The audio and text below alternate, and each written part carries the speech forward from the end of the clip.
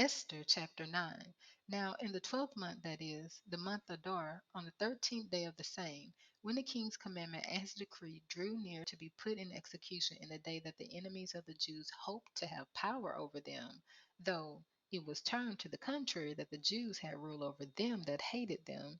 the Jews gathered themselves together in their cities throughout all the provinces of the king Ahasuerus to lay hand on such as sought their hurt, and no man could withstand them, for the fear of them fell upon all people. And all the rulers of the provinces, and the lieutenants, and the deputies and officers of the king helped the Jews, because the fear of Mordecai fell upon them. For Mordecai was great in the king's house, and his fame went out throughout all the provinces, for this man Mordecai waxed greater and greater.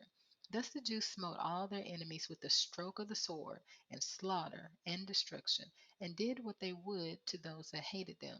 And in Shushan the palace, the Jews slew and destroyed 500 men.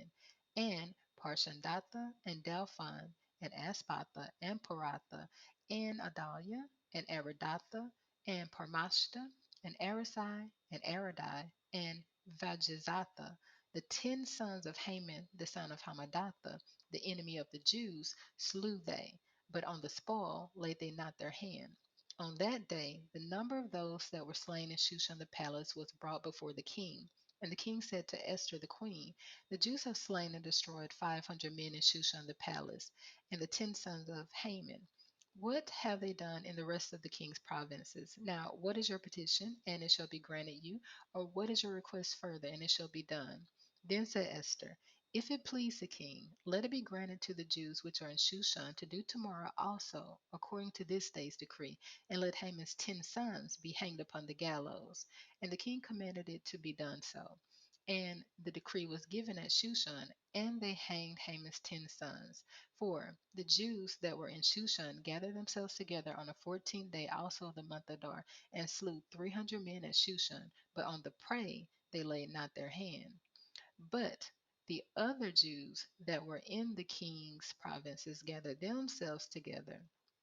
and stood for their lives, and had rest from their enemies, and slew of their foes 70 and 5,000. But they laid not their hands on the prey. On the 13th day of the month Adar, and on the 14th day of the same, rested they, and made it a day of feasting and gladness. But the Jews that were at Shushan assembled together on the 13th day thereof, and on the 14th day thereof, and on the 15th day of the same they rested, and made it a day of feasting and gladness. Therefore the Jews of the villages that dwelt in the unwalled towns made the 14th day of the month Adar a day of gladness and feasting, and a good day, and of sending portions one to another. And Mordecai wrote these things, and sent letters to all the Jews that were in all the provinces of the king Ahasuerus, both nigh and far, to establish this among them, that they should keep the 14th day of the month Adar, and the 15th day of the same, yearly,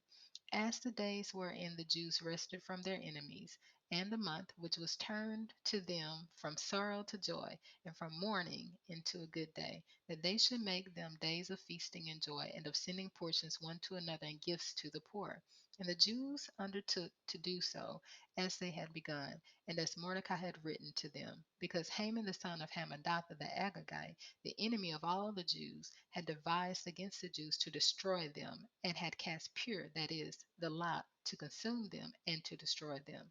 But when Esther came before the king, he commanded by letters that his wicked device, which he devised against the Jews, should return upon his own head, and that he and his sons should be hanged on the gallows. Wherefore they call these days Purim, after the name of Pur.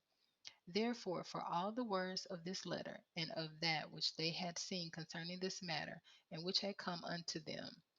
the Jews ordained and took upon them, and upon their seed, and upon all such as joined themselves to them, so as it should not fail, that they would keep these 2 days according to their writing, and according to their appointed time every year, and that these days should be remembered and kept throughout every generation, every family, every province, and every city, and that these days of Purim should not fail from among the Jews, nor the memorial of them perish from their seed. Then Esther the queen, the daughter of Abihail, and Mordecai the Jew, wrote with all authority to confirm this second letter of Purim. And he sent the letters to all the Jews to the 127 provinces of the kingdom of Ahasuerus with words of peace and truth, to confirm these days of Purim in their times appointed, according as Mordecai the Jew and Esther the queen had enjoined them, and as they had decreed for themselves and for their seed the matters of the fastings and their cry. And the decree of Esther confirmed these matters of Purim, and it was written in the book.